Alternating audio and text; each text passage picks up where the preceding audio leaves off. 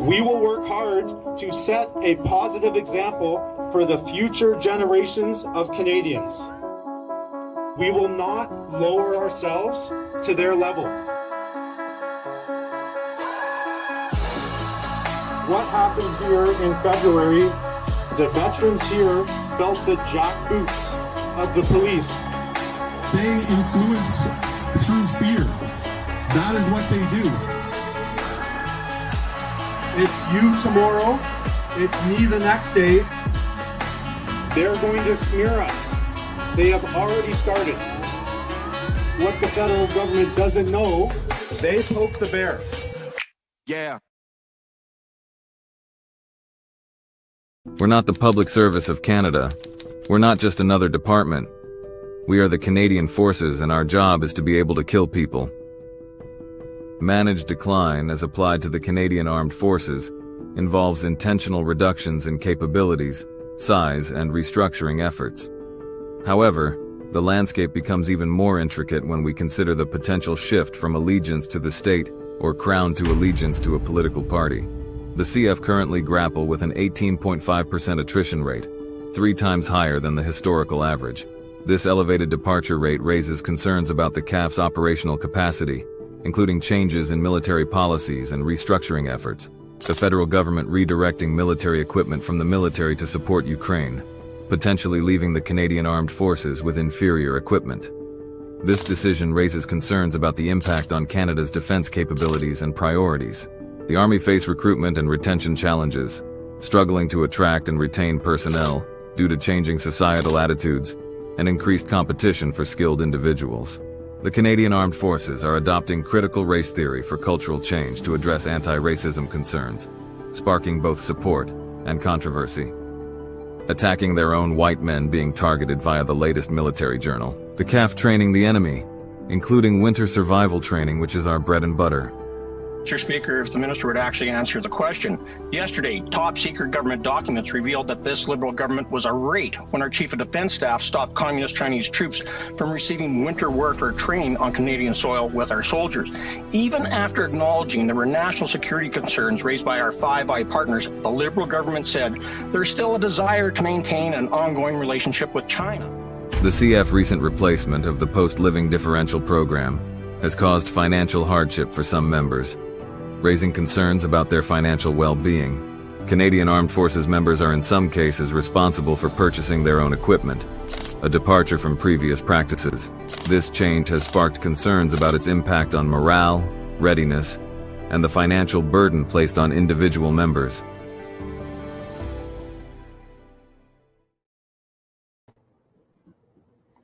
Hey, good afternoon. My name is Andrew MacGillivray, and I'm the current president of Veterans for Freedom.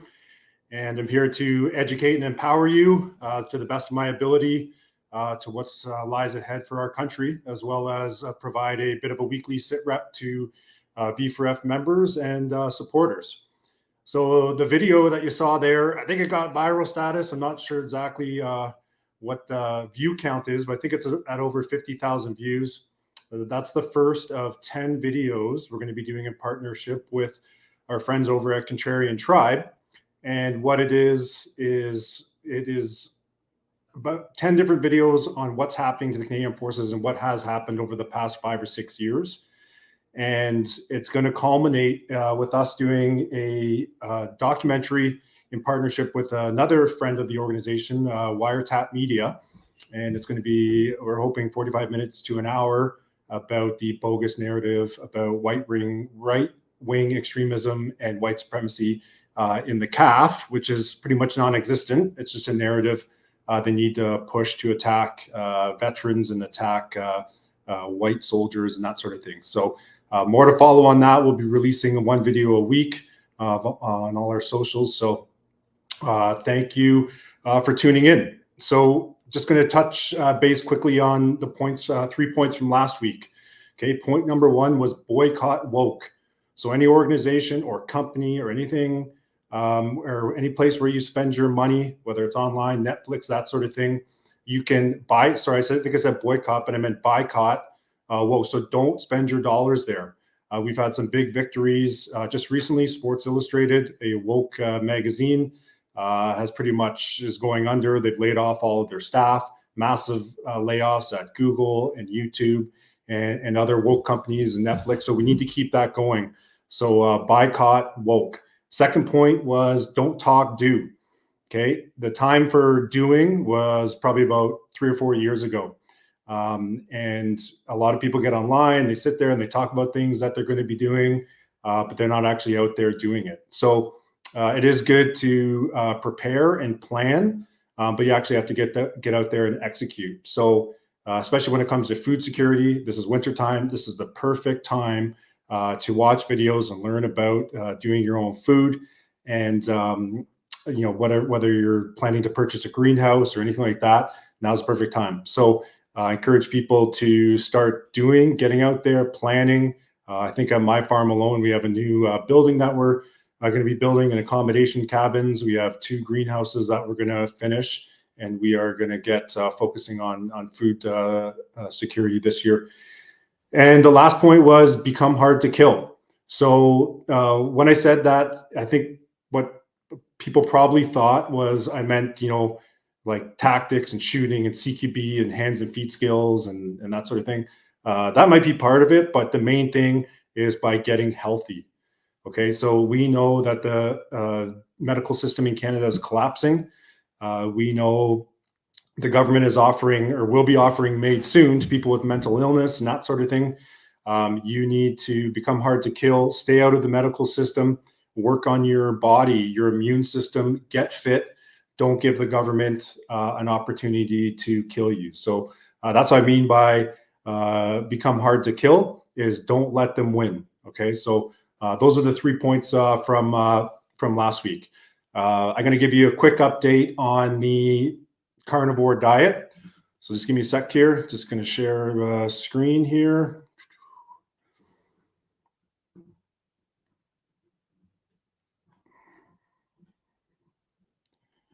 Sorry, share a window. I made a mistake there.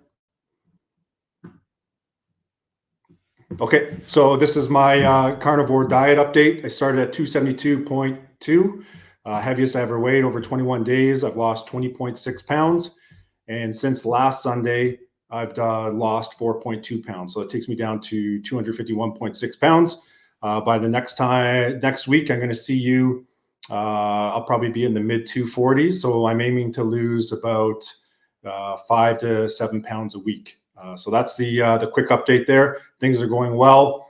I feel great. I have lots of energy. I'm sleeping well. I've had no health issues whatsoever. And I'm actually eating a lot less. So that's one of the things people have emailed me about or messaged me about. Oh, it's because it's meat. It's too expensive. But I've been eating a lot less than what I usually would. So I haven't done the analysis on the actual cost or how much money I'm spending per day on food. But that's something I might be able to do in the future. And then you can sort of break it down. But I am going pretty extreme. I'm eating 1 large meal in the morning. And then that's pretty much it. So pretty much it for the day. So my body's like in heavy ketosis, and it's burning all the fat that I've gained over the 4 or 5 years for energy. So that will change when all that fat's gone. I will have to up my caloric intake. Then the diet will become a little bit more expensive. But you don't have to go this extreme. If for the people I've sent out the sort of protocol to, is you can. And you watch the videos, you can do it incrementally. You can start doing it a day on, day off, that sort of thing. You do not have to go to the extreme that I go to. So yes, so I eat eggs. So I eat 3 eggs a day. We have 40 egg layers on my farm here. So I get a ton of fresh eggs. That's what I eat. So I eat bacon, which I'm going to eventually phase out because I've learned a bit about bacon. I have breakfast sausage from Wild Meadows Farm. Give them a look if you want. I think they deliver anywhere in Ontario. They have a code there where you can get some money off. I think it's either 10% off your first order or $10 off. And then they give $10. They were actually offering $10 to me for every person I signed up. But I don't need money. I work. I'm well off in that regard. So they are going to redirect that $10 to a local food bank to help people in need. And as we all know, there's a lot of Canadians in need right now. So check them out at Wild Meadows Farm. All right. So I'm going to share another screen with you. And this is someone, this guy's a vet as well. When I talk about other veterans, they're not necessarily members of V4F. Okay. If you go to our website, you can look at I think it's under About Us. You can see who the members of V4F are. And there's, it's a small fraction of how many people we have. Because basically what you do is you have to be a core member. So we have to have met you and talked to you and know you to get on the website. And, some guys are out in the boonies. We haven't made contact with them and that sort of thing. So, so I won't confirm or deny whether people are V4F members online. The only people we'll talk about are the people who are actually listed on our webpage. And that is going to be growing now that we moved to a new server and we're getting more involved. We have a re-engagement initiative happening that you're going to see that page get updated and you get more and more guys on that list. Sorry, guys and gals, I should say. But you're going to get more of them. You're going to see, because we're not afraid to put ourselves out in the open. So sorry about little rant there. So I just want to highlight a tweet here. So this guy is it's at Jimmy T 2022, and so this guy's a vet. I've talked to him a little bit, and basically he was going to be in the. Sorry, let me just get this on full screen here. Let's see if I can zoom in. Okay, there we go. All right, so this guy here, he was on a fair bit of drugs. There's a lot of veterans who I know who were on like 18 or 20 medications who had, whether it's, mental health issues and that sort of thing. And then they've moved to medical marijuana and they've got off those drugs and their lives are doing better. But this guy, he basically said he went from a tug of war to a hospital bed in a year, and he had heart transplants and that sort of thing. And he was pretty much going to die. And so he ran a 5K that morning. And basically what he said is like, look, I've had like a near-death experience, and it's time to make some changes. So you have some of his pictures here. See if I can bring them up. So pretty typical fit army dude. There he was doing tug of war. And then this is him in the hospital where he nearly died. So he's pretty fit, I guess, but he was a little bit overweight. And he's like, well, I got to sort of change my life around and get fit and work out and focus on my health for him and his family. And then this is him now. And I think he's an older guy. I think he's in his 50s, but he is like jacked. Like, look at that, man. He obviously does shoulder day every day. And he's in good shape. So I don't care what people's ages are. I don't care what what your size or shape is. There's always something you can do to get healthy and get better. So just keep that in mind. You can get out there, walk. There's a program out there. I think it's called From Couch to 5K. So it gives you a program where you can get off the couch and get up to running a full 5K. So highly recommend you guys start getting yourselves in order and get healthy and become hard to kill. So just a couple things here, just on the V4F front and what we've been doing. So big thing for us, and it has been for the past couple of weeks, is getting our corporate books in order. So we didn't, like I said, when we started this, we didn't think we were going to get as big as we are, and we're still growing. I think we're up to like about 50 new applications on our website. Maybe we get more every single day. We're not going anywhere. We will probably soon be the largest veteran organization in the country. And so we need to get our corporate books, our terms of reference, purchasing or financial capabilities and that sort of thing in order, so that we sort of lay the foundation for the future of the organization. So we're busy with that. We've hired a very friendly firm to help us get through the corporate governance side of the house. So myself, Jill, Eddie, who are the board members of V4F, are working hard on that. And also we're getting our accounting up to speed. And so we've raised, well, I'll get into how much money we raised before, but we've had some help. And then one of our members, shout out to Jackie, has sort of taken up the reins to maintain our QuickBooks. So we spent some time doing that. And we actually have a fair amount of transactions and money raised and that sort of thing we go through. So we have to keep working on that. So we're getting all the books and corporate books and our accounting books up to speed.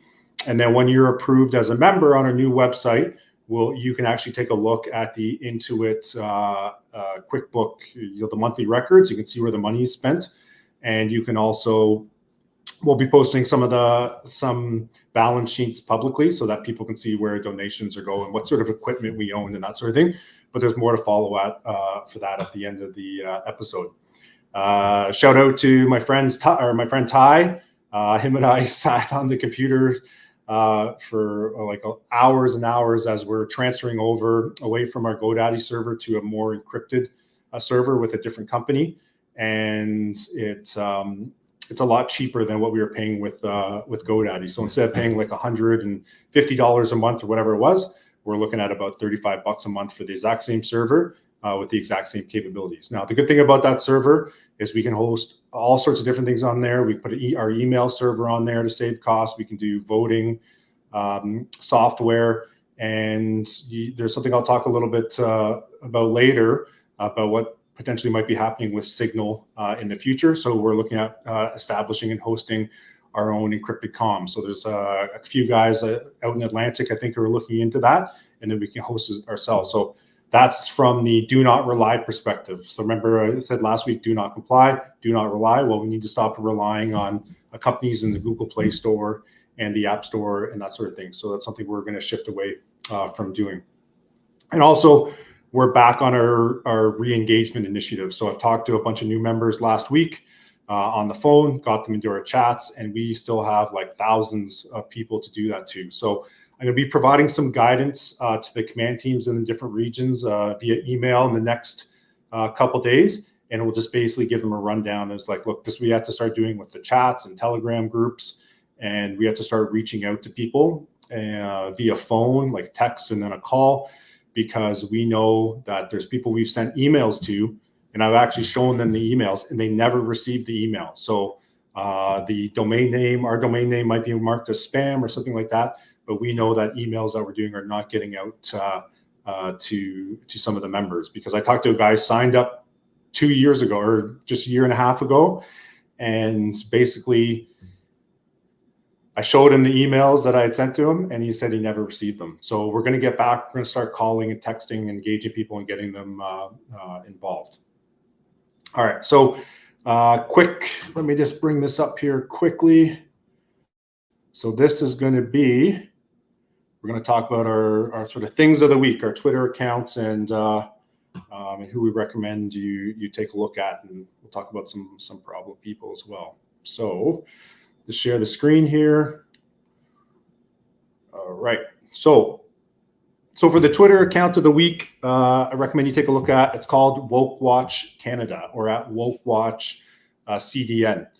So this is a group of current retired educators who spend time. They have a great newsletter. It's either comes out every day or every week, where they focus on things that are affecting the public school and schooling policy and that sort of thing.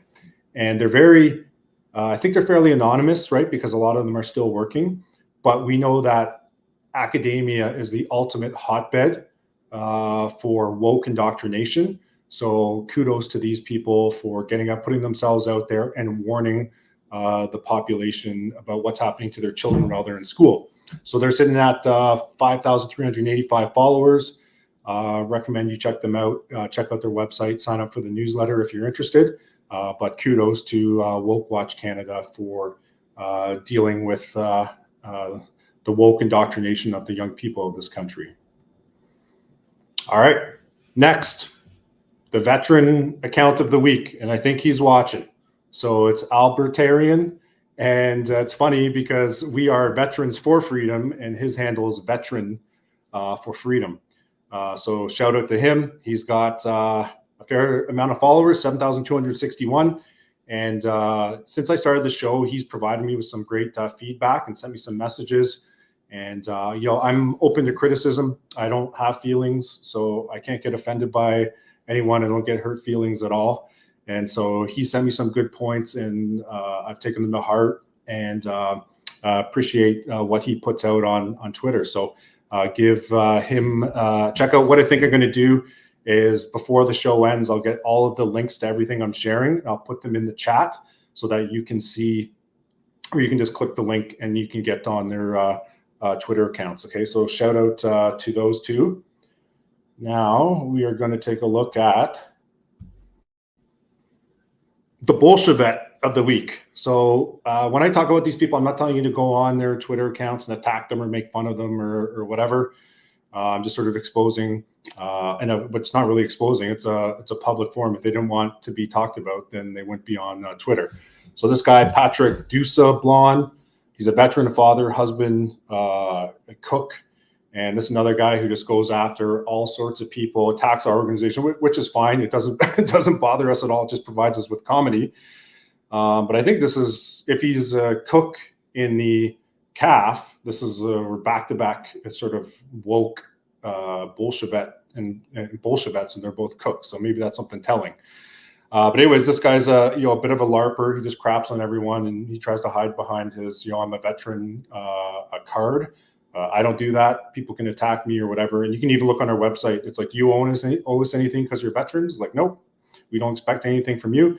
The reason we use Veterans for Freedom is because that's what brings us together, is the fact that we're veterans. That is it. We don't care about people's vaccination status or identity politics. And there was another lady I'll talk about next week who was on our Facebook chirping me over the picture of the clown general, and how she's most likely going to be the next CDS. And what happens with these people, she automatically thinks that I'm attacking her because she's a woman. Oh, you misogynist, old guard thing. It's like, no, we're attacking her because she said, quote unquote, diversity is a superpower, which is a dumb statement. And so I don't care if it was a black general midget in a wheelchair who said that, I'd still be calling them out as dumb. So it has nothing to do with the fact of her immutable characteristics.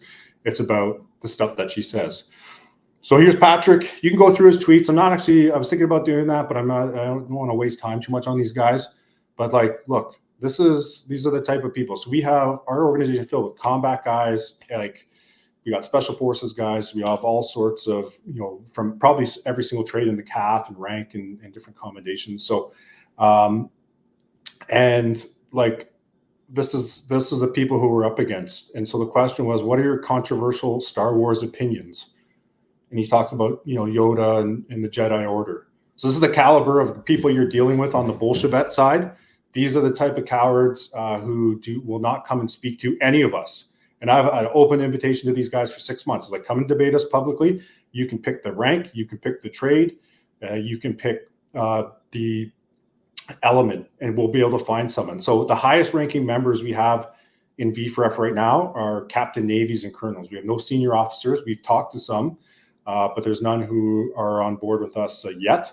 That might be changing in the near future. But that's the highest ranking. So we got people right down to privates, right up to 4 ringers. We got chief petty officers, chief warrant officers, and the like. So we have a whole host of people. So this is the type of people, this is the type of guys we're arguing with. This is what something that Albertarian came up actually said to me about cooks is, and which is a great point. He says they're very insular, right? They have more FaceTime with potatoes and carrots than they do with actual operations or operators or that sort of thing. Now, that being said, cooks, and this is what's some of the issues I dealt with some of my guys on the MTOG teams is, we're like high-speed tactical guys and we're so cool, we got all the gear.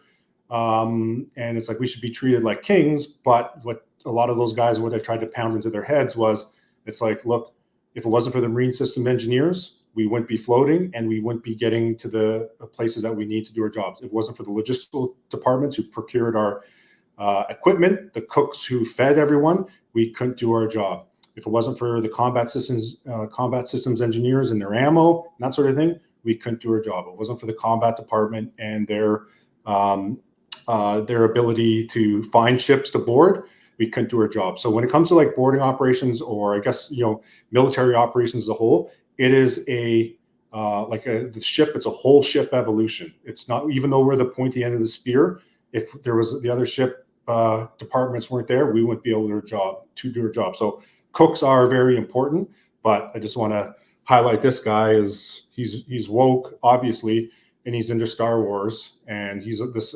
coward like this is unwilling to come and talk to any of our guys. So we'll move on from him. And okay, so the book of the week. So full disclosure, I haven't read this book yet. As many of you know, Harold Ristow is our unit padre. He's done a lot of work behind the scenes in the organization. A lot of people contact us to actually speak to him, and we send his email. And this is a book he wrote called Spiritual Warfare. So I know a couple of our members, I think when we were talking about this at Christmas, they purchased the book, and it's when I get some feedback for them, or if I get a chance to read it, we'll see. But it's got good reviews, and this is what we are in right now. We are in a spiritual war. So coming from a smart guy like that might be a good thing to take a look at. All right, so this isn't a movie of the week. I do have some movies that people recommended me through Signal and through emails. I'll take a look at those. But one of the things I want to highlight here, so these are playlists that we have on our YouTube channel. And Daryl Smith, who's like my fire team partner, we've gone around and briefed probably about 1,000 people in Ontario. Daryl hasn't been there every time, but we spent a lot of time sort of doing this community and intelligence briefing. And this is a list of 10 videos that we play some like throughout the briefing. Okay, so if you go to Veterans Freedom, you hit click playlists, and then you go to briefing videos, and you can just click the playlist. Hopefully nothing will play here because I'm on limited internet. And it basically has a bunch of videos that we get people to watch during a briefing. So I shared this in our internal chats there, and I got some feedback from some of our members that said the videos were really good. So these have all been picked, and this is what we do when we do that community briefing. Now with that briefing, what we're going to do, or what I'm going to do, is it's a big logistical issue for us to travel around and do these in-person briefings. So probably in maybe a month or so, I'm actually going to start doing one slide per week from that briefing and talking to that slide. It'll be about 5 minutes a slide. And then I'm going to be doing that briefing. And then we're going to cut those into smaller videos. Shout out to our boy, Ollie, who does our video editing. And we'll put that into series so you can actually watch the briefing that we do. So now we've got the book. We've got the veteran account of the week, the Twitter account of the week. We've got the Bolshevik of the week, the book of the week, the movie/video of the week, and now we're going to move on to it's the hate mail of the week. So let's move on to that. All right. So this is a guy named Harvey Peterson. He's down in Hamilton. He's part of a group called Canadian Freedom Alliance or something like that. And what this guy did, he got a little butthurt when we exposed the Save the Children convoy from probably a bunch of people there getting Grant Bristow. If you don't know who he is, look him up. And he got a little butthurt. I guess he's a truck driver. He's probably about 300 pounds, big guy. And this is what he said about our organization. And now this has happened. I have probably hundreds of messages like this, calling us traitors and domestic terrorists and that sort of thing. We try to follow the ethos of the quiet professional, right? So people we don't punch back, and we don't have to brag about what we've done and what we've accomplished and that sort of thing. But people say this sort of thing, are like, well, okay, fine. We might spend a bit of time punching back at people. I think we might actually put it on the website and just have a false attack, or like a failed attack section where we have about 20 or 30 guys just running their mouths online. They won't say any of this stuff to any of our faces. We're all over the country. And so we're going to take a look at this this clown, and I'm going to actually answer his question. So he said, V4F is a fucking joke. Please tell me what they've done to help anyone besides themselves. I'll wait. Okay. All right, Harvey. Well, what I'm going to do now is, I've completed the brag sheet that came from March 2022 when we formed, and I'm actually going to show you what we've done. So I'm just going to bring up the PowerPoint. This is what we're going to put into PDFs. We're going to put on the site, and we're going to keep this updated every single month, and we're going to add and keep adding. And for any of V4F members, I know a bunch of us take flack from, you know, clowns like this guy. What have we ever done? And well, we're going to prove it to you. This is some good ammo for you to be able to push back against people when they cry about this with stuff, and they just run their mouths like this guy did. So just give me a sec here. All right, I'm going to share screen.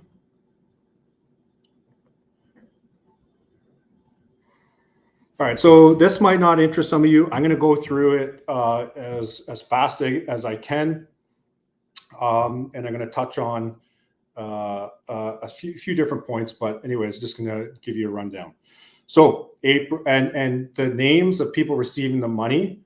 Sometimes you just have different codes for those names, just so they don't get hit up with like any sort of tax things or whatever they received a gift or whatever it is. So I'm just going to go through this pretty quickly. All right. So after the trucker convoy, one of the guys, the Ottawa Police Department destroyed his part of his truck, and it was pretty expensive replacement. So we got over $2,500 into this guy's pocket to pay for that piece of equipment. There was several mechanics out in the field who spent a lot of their own money and credit cards buying parts and that sort of thing to keep the trucker convoy going. So there's two of them they sent us the bills, and we gave them money to pay off their credit cards, because this is all the equipment and stuff they purchased for the truck. So the first guy was $2,800, second guy was $1,000. There was a protester who got arrested, and we provided $2,500, which is half of their bail, to get that person out. Now that money, hopefully when this person's court date is done, it'll be coming back to us. We provided a gift for a lady who was supporting our organization for $105, as well as there was some people who helped us out right when we started, and we bought 5 plaques for them as a thank you for them for getting in with the organization early and helping us. Just a correction. So when you see this, so March 2020 PD just means present day. So it's right up until today. For our fundraiser, we had veterans traveling from all across the country. We gave $2,000 to reimburse those veterans for gas. We've had ongoing fundraising efforts for raising money for certain vets or other like non-vets and freedom people in need. So $520, $205. We had some travel expenses that we paid for another person who had traveled to Rolling Thunder to speak there, $200. We have raised a ton of money for James Top and Canada Marches. Okay, so $611. We had a veteran in Nova Scotia who'd been 5F'd, who was waiting for his money. He was financially struggling. We gave him $1,000. When the Air Cadets got put in a caged area and told they weren't allowed to go on flights because they were unvaccinated, we met them down in Welland. We got a bunch of merchandise for them, these gift bags, and spent a lot of time with those Air Cadets. So that's $500. We actually arranged through a friend to get those Air Cadets a private flight on that friend's plane. So we didn't factor in the gas and that thing because we never really did that, but we did facilitate that. One of our guys, there was a World War II vet who went to celebrate D-Day, and when he went to the Legion, it was closed, and it really destroyed him because he wanted to there. I think he was 98 years old, and what we did is one of our members, shout out to Rick out in Alberta, took him, his daughter, and his son out for dinner, just to listen to the stories and make the old World War II vet feel better. So that was $165 for that, which we paid. Right, another $1,000 to Canada Marches. We put in $3,000 for the conference room to host the conference where James, it was done by the team there and interviewed and that sort of thing. We paid a veteran who was pretty much very hopeful to get out and see Operation Top Cover for James' arrival, but he couldn't afford it. We got him $400 and gas actually to get him until he could drive out here to see, that once in a lifetime opportunity. Again, a fundraising effort for guys, $143, $250. We bought a year of Adobe for Canada Marches, $516 for for that, so that to allow them to do their video editing and that sort of thing. 400 for Canada marches, 1,040 Canada marches, 2,150 Canada marches. We had a freedom group who we made a donation to out in Nova Scotia, $150.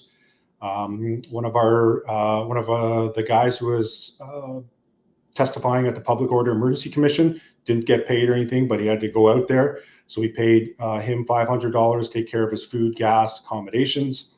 And we had someone who was in sort of dire need in around Christmas. So a bunch of our members got together and we gave that person $1,300. We had a homeless vet in Vancouver who we were told about. He was in a halfway house. He was having a lot of trouble. He couldn't pay his cell phone bill and he's trying to get a job. We raised $841 for that master corporal. We had the guys out in Pacific, 500, who raised a combination of food donations and cash. So $500 for the mustard seed. We bought a piece of equipment for the boys that Save Canada, a piece of hardware. That was $500.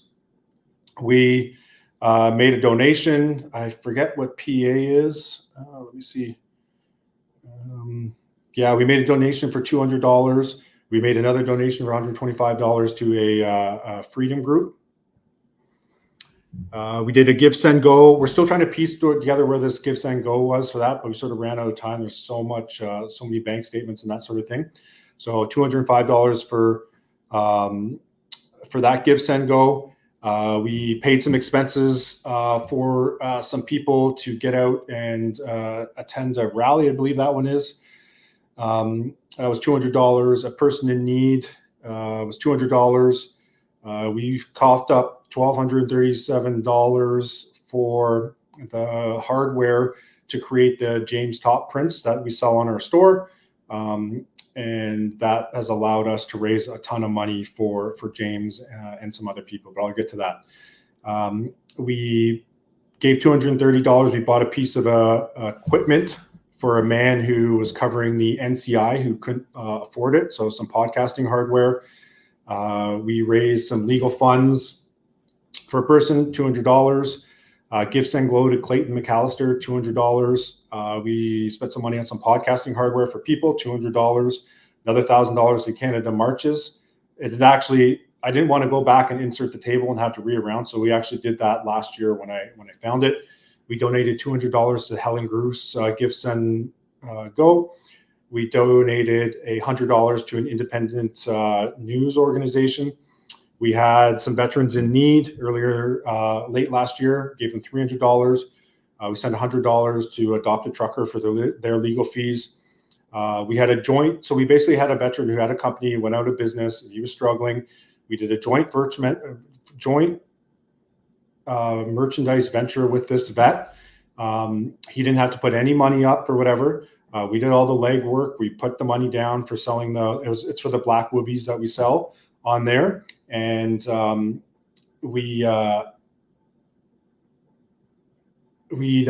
I just lost my train of thought. But anyways, he took, I think, 60 or 70% of the profit from that, and we sent him $1,500. I think we have 32 woobies left. Check them out if you can. So through those prints that we sold of James Top and some of the Canada merchandise that we sell on our store, the sort of liquidation of Canada Marches gear, we went and handed $7,000 to someone who had been punished severely for standing up against the COVID mandates and got, like, we're talking fine of over $50,000. So we raised $7,000 and we got the blessing from James Top to do that. We had someone who was punished for speaking out against the woke garbage. We sent that person $350 in lost wages because they've been docked 3 or 4 months. If you're in the movement, you probably know who that is.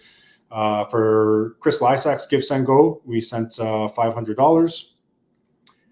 We had that CAF sergeant that we were made aware of who basically got his house confiscated with his 5 kids, and he's sort of struggling to get by. I talked to him. He's a good guy. He's actually getting out because he's like, this is too much of a communist country. Shout out to Zach. He's probably going to join our organization, but we sent him $1,000. We had an independent news person who we had on one of our podcasts. We sent him $200. We had another joint merchandise venture with an author. We sent that person $1,086, and remember, we're taking a very small fraction of that profit. The majority of the profit is actually going to the person who put the work in. And our merchandise team or family, they get a percentage of the sales, but a lot of it's like a couple with all the emails and everything they do and responding to merchandise inquiries and that sort of thing. They're making like less than minimum wage. Okay, so those are back-to-back joint ventures. It was with some of the authors. We had someone send us $100 to make up for the lost wages of the one lady who we just forwarded over to them. And in December, there was a veteran who was going to launch a boat and move, him and his wife and sort of live their golden years out on this boat in Vancouver Islands. And what happened is he fell into the dry dock and smashed his face. And he was, so our guys out in Pacific, they raised a bunch of money. They went over to meet with the wife, who was, I think, pretty much sleeping in her car, to try and provide them with some help. And that was, I believe they did that on Christmas Day. So that was our group of guys out in Pacific. And I think they took donations from all over, but from all over our members across the country, but they managed to get $1,000 into that lady's hand. And I'm not sure the update on that guy. Hopefully he's no longer in a coma and he's awake. Now, what we did with our support fund, so first 6 months, we were actually donating the full amount of what people donated to the different initiatives. And we weren't accounting for those fees. And in 6 months, those fees went up pretty drastically. So we had to make up for the lost fees with $800. So we're taking that now from here on in, like we can't afford to keep doing that. So we're actually giving the amounts without the fees. And that's why our support fund last month went down a little bit. So another thing so we have several private investigators, ex-military guys who are private investigators in our organization. They have done a ton of pro bono work. Okay, they've done some work for the Public Order Emergency Commission. They've done some work for freedom people or like resistance people who are tied up in legal disputes and lawsuits and that sort of thing. And they usually go by like $50 an hour, and they have done a ton of work. I've seen a lot of those reports coming through. They've helped the Coots guys. So they have they've done some work for the guys in Coots. So at least $5,000 of time that they put in to do this pro bono PIO work. Next, so quickly on our support fund, month one, $120 to our brothers at Veterans Everyday Heroes, $1,076 to Sheila Annette Lewis, may she rest in peace. For July, $142 for our brothers over at Pegasus Foundation, $1,278 for Megan Harper, who's the spouse or the widow of Garnett Harper, who passed away. Garnett, rest in peace. And for August and September, so we doubled up this month. We got $328 to Valor Law, and we gave $2,944 to the Coots 4. October, $168 for the Tango Romeo podcast. That's our brother Mark Mankey, who's going to be streaming on V4F TV, and the great work he does for mental health in the veteran community. And then we got $1,500 for Dan Hartman and Answers for Sean to help them with their lawsuit. Right. So in November, we gave $178 to the Homes for Heroes Foundation. And then Sarah from Canadian Frontline Nurses received the most ballots. And so she got $1,603.50. And we'll find out tomorrow who received the most for the support fund for this year for December. But either way, for that month, we raised $1,720.52. The reason that's off is because December is the first month where we're not covering the fees. Okay, so it was going up and up, but it went a little bit down. But we continue to see that to get it over $2,000. So some of the other initiatives that our organization has started is this one's ongoing. So we started the Helen Bruce Give Send Go. So she's the Ottawa Police Detective Constable who's being punished by the corrupt OPS because she was investigating the 9 sudden infant deaths in the Ottawa region. So follow along, check out Donald Best. That Give Send Go is ongoing. The OPA, Ottawa Police Association, has made her pay for her own lawyers, which is not what they're supposed to do. So, and there's some more stuff we know on the inside I can't really say publicly, but so we raised $57,000 for her. We started a Gifts and Go for Jeremy McKenzie when he started being targeted legally by all these 4 or 5 different lawsuits and that sort of thing, which as I think he's innocent on 3 or 4 of them now. But for that Gifts and Go, we raised $46,968. We did a Jeremy McKenzie fundraiser because he's being inundated with legal fees to defend himself. So it was approximately $30,000 on that fundraiser. The Mike Rood, who's one of our members who travels across the country talking to veterans and raises awareness about methylquin poisoning. He was at the convoy supporting the truckers. He had a major breakdown on his truck. It was about $8,000 or $9,000 repair. We did a Give, Send, Go and some in-person fundraising for him, and that was $6,390. And we had a barbecue at North Bay. Shout out to James, I know he's watching. He raised, or that guy's our cookie. He did a lot of great barbecuing that day, and we took donations. But it was just under $800 that we raised to help with legal fees and some of the things there. Then there's a trucker that we helped out. So we went and attended a day fundraiser. We took $500 of the profits that were on our merchandise that we sold that day, gave it to him. And then there was another instance where we raised about $1,500 for him to help with his legal fees. And the countless comped merch packages we sent out to people. We've sent them out to VA for silent auctions. We sent them out to the Coots for silent auctions.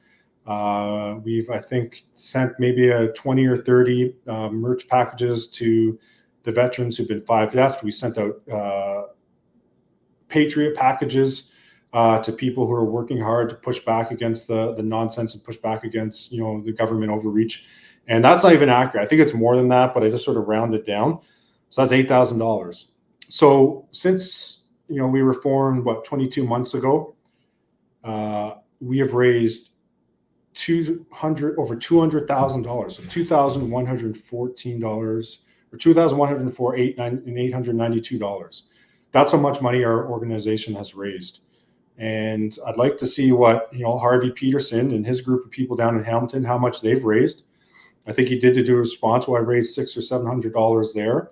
So before these people just start running their mouths and attacking our organization, maybe just take a step back, right? Because we're fine punching back now, and if you guys want to get into a dick measuring contest, then we can do it. Okay, so this is how much money you raised, and not even to mention the thousands of hours that we put into volunteering, helping people, other organizations, the hours of conversations I've had personally with Sheila Annette Lewis before she passed away, all of the stuff that we've done. We're not getting paid for this. We are all volunteers. We're all sacrificing our own time. Okay, so all those haters out there, yeah, just this is something we're going to have public on our website, and just something to keep in mind. And if you want to keep going and attacking us, come and do it publicly, or come and do it to any of our faces. We got lots of members, and you can come and have a debate with us publicly. Okay, so just wanted to throw that out there. I'm not going to be doing this every week, but I know this show's going to go a little bit longer, but it's because we're going over this whole thing, and we're going to keep adding to this and adding to this. Okay, so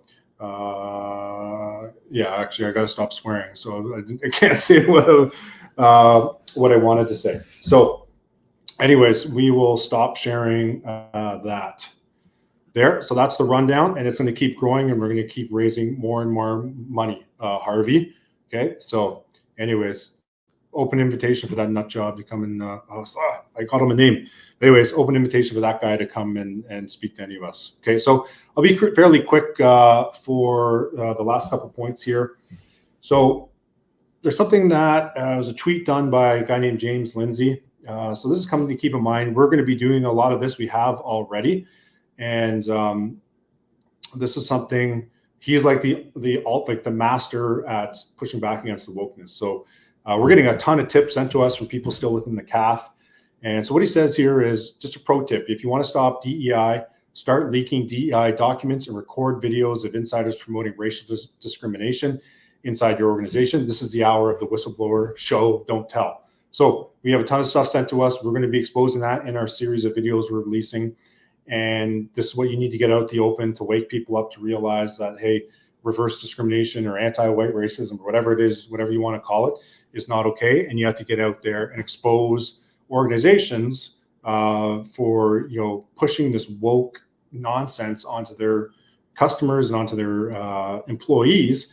And then when we see that as the public, then we boycott them, and then we stop supporting them, and then they start to cut staff. And then because of the free market, you'll have other organizations, everything step up and fill the void. So I just wanted to throw that out there. So lastly, just a couple things. Just gonna check my notes. So yeah, I was gonna talk about something else. I'll keep that for the next show, but just the 3 points for this week, all right? First point is there's no one coming to save you. All right, I was briefing, I can't remember, somewhere in Southwestern Ontario, and we gave our community briefing, and this older lady came up to me and she said, look, you know, I know what you guys are saying is important, but we need to trust the plan. There is a group of white hats who are working within the government, and they are going to come and save us. And I said, look, lady, if you were my enemy, I would plant someone way down the rabbit hole to tell you to sit idly by and do nothing because there is a secret group of white hats within the organization coming to save you. And I said, that's what I would do to my enemy if I think they were going to believe that. I talked to her for a little bit, and she actually had tears starting to come down her eyes when I was sort of breaking the whatever hold was over her. And she sort of realized that she had been duped, and she had spent all these years listening to all these different daily reports for 6 hours and believing that there was a group of white hats in the government coming to save her. And she realized, shit, I probably just wasted like 5-6 years of my life believing the nonsense. The PSYOP is real. It comes from both sides. So there is no one coming to save you. Second thing, the woke tards, whatever, never give these people an inch. Okay? They want that you insult them. They chuck shit at you. You insult them. They play victim, and then they want you to apologize. That's all a tactic that they use. They have to run to their safe space so they'd be okay because the crazy white supremacists or the or the fascists, whatever they call you, never give these people an inch. And what that means is never apologize to these people. They're completely brainwashed. Like I said last week, they are a hostile force. You need to start treating them as one. Never apologize to them. Never give them an inch, because they will just take and take. And that's unfortunately why we're in the situation we're in right now, is because they've, through their victim, walking around looking to be offended in their victimhood status, they've pulled us so far to the left. Never give them an inch. Never apologize to the people. And lastly, I'll talk about the all or nothing mentality. Okay, so we have this on all sides of the culture war. And basically what it is like, this person, you said this about me, and I don't like that they said that. So everything that person has ever done is just moot point. It's like garbage, whatever. No, I hate them. They're crappy. And that's the wrong mentality to have. We have some of our guys who hate Elon Musk, and then they send me messages like, oh my God, you retweeted when Elon Musk said, grow food yourself. And they're like, don't you know he's a transhumanist? It's like, okay, maybe he is, but what he's done and what he's saying is something I agree with. And if you look at the FAQ on our webpage, we say that because we get these anti-hate nut jobs and all these left-wing lunatics who email us and hey, you shared something from this guy, and 2 years ago this guy said this. So what do you have to do you agree with that? What do you have to say yourself? And it's like, no, we just agree with what this guy said at this time. So we need to get away from the all or nothing mentality. I know Jordan Peterson takes a lot of flack because he was shilling to send soldiers to war and that sort of thing, but I look at approach things as a net positive. Is this person having a net positive on our world? So you're not going to agree on every single point. So just maybe the all or nothing thing, just maybe think about that, because we're going to keep alienating people if it's all or nothing. And eventually it's going to be me and Bill Riddell and his pack of smokes. Okay. And that's all it's going to be left. So just something to keep in mind. Shout out to you, Bill. I know you're watching. And for next week, so just the things I'm going to be talking about next week, I was going to do it this week, was going to be the circles principle. So from Andy Stumpf. But what I'm actually going to do, I sort of changed my mind on that. What I'm going to do is I'm actually going to do that as a separate lesson on the whiteboard and then play that video so then the guys don't have to snip it and redo it. And so I'll talk about the circles principle from Andy Stumpf.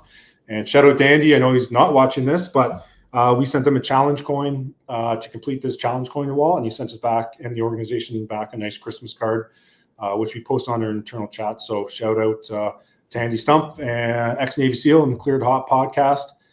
He's a great guy, and I listen to his podcast on a daily basis. So talking about the circles principle, I'm also going to be bringing up all the V4F expenses. So the monthly expenses we have, the yearly expenses we have, as well as the investments in equipment it's mostly hardware, but we do own some mod tents and that sort of thing. So you can see what our list of equipment is that we have and what we purchased and what our monthly costs are. The other thing, which is taking a bit of work, is pretty funny, but again, it's focusing on the Bolshevets. So basically, I think I found about 200 Wake sort of Canadian Armed Forces veteran accounts, and I put it onto a spreadsheet. Sorry, officer loves spreadsheets.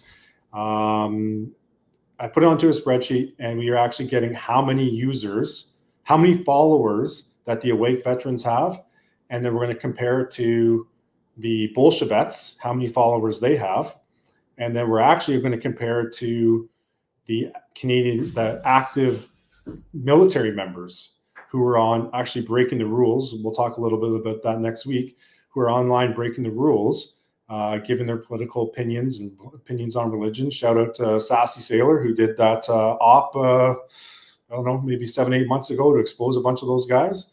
And you're going to see how many followers that the Awake patriotic veterans have, and how many followers that, the LARPers and cooks and the Bolshevets have, and we'll just see how those numbers turn out. So, anyways, that's for next week. Tune in, and that's it for me. So, thanks again for tuning in, and we will see you next week. All right, and that is shouting out to my boy Rob out there in Manitoba. That is the end of the SITREP. We will work hard to set a positive example for the future generations of Canadians. We will not lower ourselves to their level. What happened here in February, the veterans here felt the jackboots of the police. They influence through fear. That is what they do. It's you tomorrow. It's me the next day. They're going to smear us. They have already started. What the federal government doesn't know, they poke the bear. Yeah.